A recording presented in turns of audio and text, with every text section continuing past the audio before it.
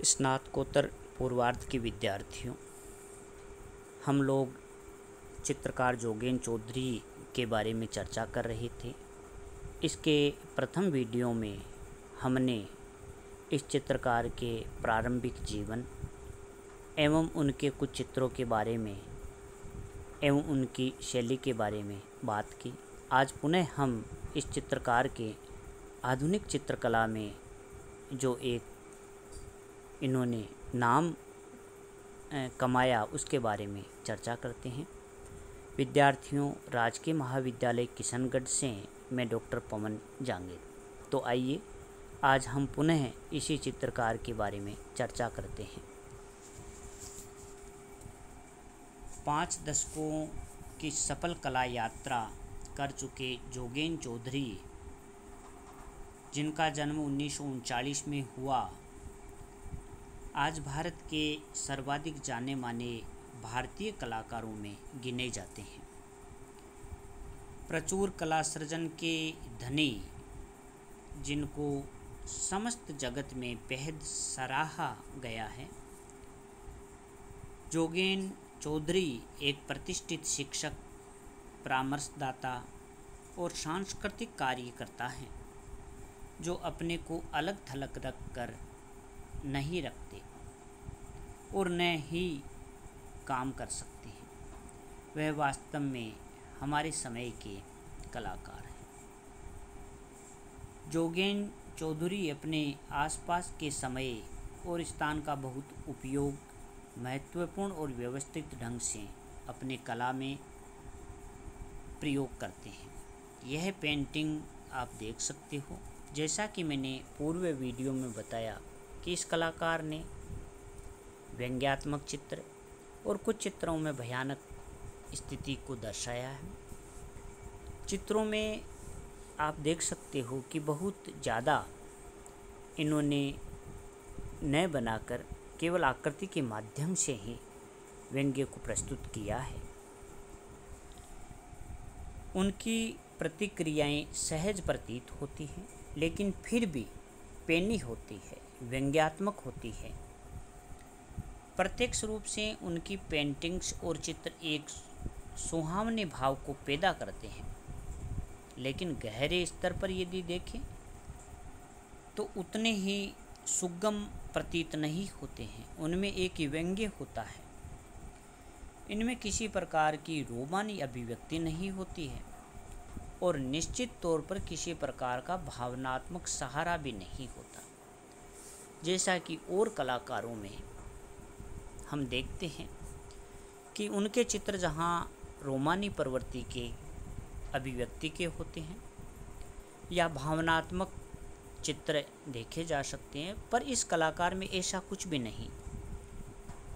वह गीतमय और बहुधा सजावटी जगत में क्षण और षडन का भाव पैदा करने में सक्षम है। इनके जो चित्र हैं वह व्यंग्यात्मक हैं और सजावटी जगत में क्षरण और षडन का भाव पैदा करते हुए प्रतीत होते हैं।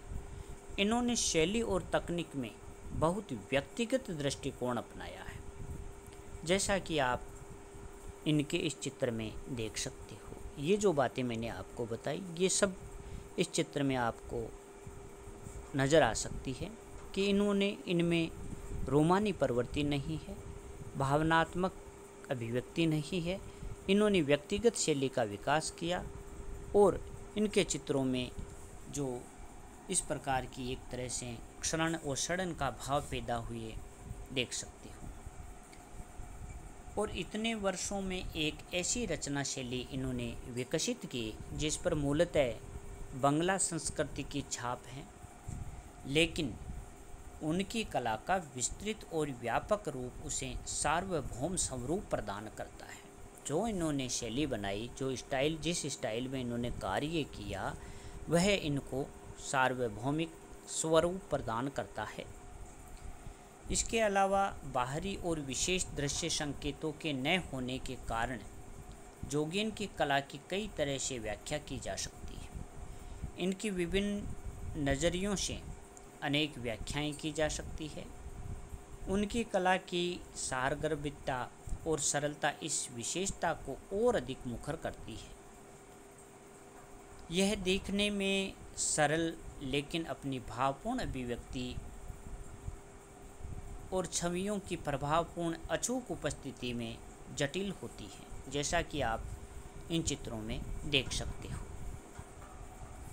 अपनी छवियों की प्रबलता बढ़ाने के लिए वह केवल आवश्यक तत्वों पर ही बल देते हैं और अनावश्यक को शामिल ही नहीं करते। यहाँ पर ध्यान देना, जैसा कि मैंने आपको पूर्व में बताया कि इन के जो चित्र हैं उनमें आवश्यक बिंदुओं को ही दर्शाया है, अनावश्यक वस्तुओं को बिल्कुल ही चित्रण नहीं किया है। उनकी अधिकांश कला सृजना की विशेषता उनकी प्रखरता है। पूर्वी बंगाल के एक गांव, अब जो बांग्लादेश में है, 1939 को जन्मे जोगेन चौधरी ने बाल्यकाल से विभाजन उपरांत मातृ प्रदेश से गमन और कलकत्ता के शरणार्थी बस्ती में कठिन परिस्थितियों में पालन पोषण के जीवन का अनुभव इन्होंने किया था, जैसा कि पूर्व वीडियो में हम चर्चा कर चुके हैं। फिर भी कला प्रतिभा के धनी और दृढ़ विश्वासी जोगेन चौधरी ने 1960 में कलकत्ता के government college of art and craft school से कला शिक्षा की सर्वोच्च श्रेणी में डिग्री हासिल की। 1965 में एक सांस्कृतिक आदान प्रदान स्कॉलरशिप के तहत वह उच्च शिक्षा के लिए अर्थात जोगेन चौधरी उच्च शिक्षा के लिए इस स्कॉलरशिप को प्राप्त करके पेरिस स्थित इकोल नेशनल सुपीरियर के ब्लू आर्ट्स और एटेलियर 17 गए। उन्होंने चेन्नई के वीवर्स सर्विस सेंटर में टेक्सटाइल डिजाइनर और फिर राष्ट्रपति भवन नई दिल्ली में कला संग्रहालय अध्यक्ष के रूप में कार्य किया। अंत में इन्होंने कला भवन के पेंटिंग विभाग में शिक्षक के तौर पर भी कार्य किया। 1987 में 1999 में वह कला भवन के प्रोफेसर और प्रिंसिपल के पद से सेवानिवृत्ति लेकर कला और संबंधित गतिविधियों में पूरी तरह से व्यस्त हो गए। विद्यार्थियों अपने सृजन वर्षों के प्रारंभ में और विशेष रूप से 60 के दशक में फ्रांस से लौटने के बाद इन्होंने अपनी व्यक्तिगत शैली विकसित की। आप इस चित्र में भी इनके कार्य को देख सकते हो। 60 के दशक में आधुनिक भारतीय कला के नए युग के आरंभ के परिप्रेक्ष्य में जब हुसैन, सूजा और रजा ने 40 के दशक उपरांत काल के भारतीय कला परिदृश्य में अपने अपने ढंग से एक स्तर कायम कर लिया था, उस समय जोगेन चौधरी ने पेस्टल, वाटर कलर और इंक से काम करना चुना और एक ऐसी दृश्य शैली विकसित करने का प्रयास किया जो भारतीय मूल की हो। इन्होंने विशेष रूप से पेस्टल, वाटर कलर और इंक से विद्यार्थियों कार्य किया है। ऑयल कलर से इनका काम कम है। इन्होंने न तो पुनर्जागरण पर प्रयासों का सहारा लिया और न ही पाश्चात्य आधुनिक कला के किसी स्पष्ट मॉडल से कुछ लिया।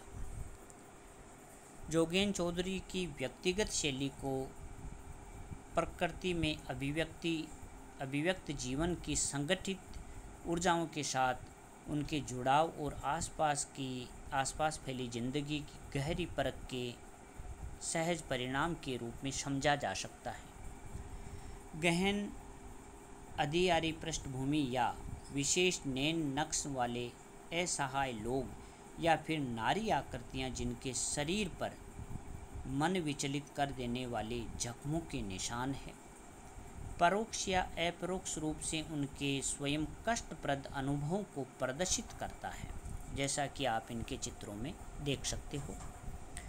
यह जो रचनाएं हैं, इन रचनाओं जैसे वुमेन और टाइगर, बॉय, मूनलाइट, युगलों के अनेक चित्रों में प्रदर्शित होता है।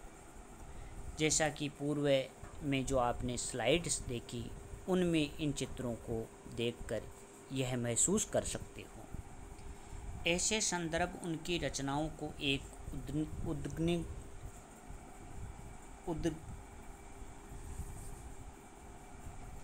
उद्ग्निकता और भाव प्रवणता प्रदान करते हैं, जो बहुधा सामाजिक और राजनीतिक व्यंग्य का रूप ले लेते हैं। उनके अनेक आकृतियों के ऐसे व्यंग्य चित्र विभिन्न सामाजिक क्षेत्रों में भ्रष्टाचारी और धोखेबाजी लोगों जिनसे उनका पाला पड़ा हुआ है होता है। यह जैसे उनका चित्र है man and the black sky, उसकी भर्त्सना करते हैं। इन्होंने जो चित्र बनाए उसके अंतर्गत भ्रष्टाचारी और धोखेबाजी लोगों, उन लोगों की जो पाखंडवर्ती है उनका इनके चित्रों में भर्त्सना देखने को मिलती है। इसी शैलीगत तरीके से वह अपनी छवियों में विषय वासना के भावों को भी संचार करते हैं। इस प्रकार जोगेन चौधरी ने एक अद्भुत ढंग से मानव स्थिति के साथ संबंध स्थापित किया है। जैसा वह स्वयं कहते हैं, मनुष्य और जीवन उनका जटिल सह अस्तित्व उनकी कला के मुख्य सरोकार हैं। साथ ही वह प्रकृति के व्यवस्थित स्वरूप, उसकी संरचना महत्वपूर्ण और लयात्मक निर्माण से प्रेरित है। हैंडलूम हाउस और भारतीय डिजाइन के साथ उनके काम करने तथा अल्पना, जो बंगाल की पारंपरिक रंगोली कला है अल्पना, उसके प्रति उनके रुझान को उनकी उकेरी आकृतियों में एक अनूठी लय प्रदान करने की सामर्थ्य में देखा जा सकता है, जो उन्होंने आकर्षक अलंकरण प्रदान करती है। यह अलंकरण बहुधा कई सृजनाओं में विषयासक्ति की भाव सीमा तक पहुंच जाती है। इस प्रकार आप देख सकते हो विद्यार्थियों कि यह जो इनकी सृजन शक्ति है, यह जो अलंकरण है, जो बहुधा इनकी जो सृजन किए गए हैं, उन सृजनाओं में विषयासक्ति की भाव सीमा तक पहुंची हुई देखी जा सकती है। इन सभी रचनाओं में जोगेन चौधरी की आड़ी तिरछी रेखाएं और उत्साही अंकन आकृतियां वनस्पतियों और वस्तुओं की भी अनुपम धारणाओं को मुखर करता है। जहां अधिकांश कलाकार चित्रण, निर्माण, पेंट, गढ़न या संरचना करते हैं, वहीं जोगेन चौधरी उन्हें जोड़ते हैं, मानो वे उनकी आकृतियां हो। आर शिव कुमार लिखते हैं, जैसे स्त्रियां वस्त्रों को बुनती है, वह उन्हें एक आकार से बुनते हैं, एक बुनाई से दूसरी बुनाई जो आपस में जुड़कर सजीव अनुप्राणित सतहों में परिवर्तित होती हैं, वैसे ही जोगेन चौधरी करते हैं। जोगेन की कला में विषयों के प्रति उनका झुकाव विकसित होता दिखाई देता है। मोटिफों की पहचान और शैली में विस्तार हुआ है। इन्होंने अन्य माध्यमों ऑयल, एक्रिलिक, सेरेग्राफी और लिथोग्राफी में भी काम किया है और विभिन्न तकनीकें और कार्य प्रणालियाँ खोजी हैं। बीच बीच में इन परिवर्तनों के बावजूद मानव संवेदना और घनिष्ठता सदैव उनकी कला अभिव्यक्ति में कायम रही है। इस विशिष्टता के कारण जोगेन चौधरी की कला विश्व का ध्यान आकर्षित करती रहेगी और अंतर्राष्ट्रीय स्तर पर भी ख्याति अर्जित करेगी। इस प्रकार विद्यार्थियों, यह जोगेन चौधरी की कला शैली रही और इनके चित्रों की एक संपूर्ण कहानी है।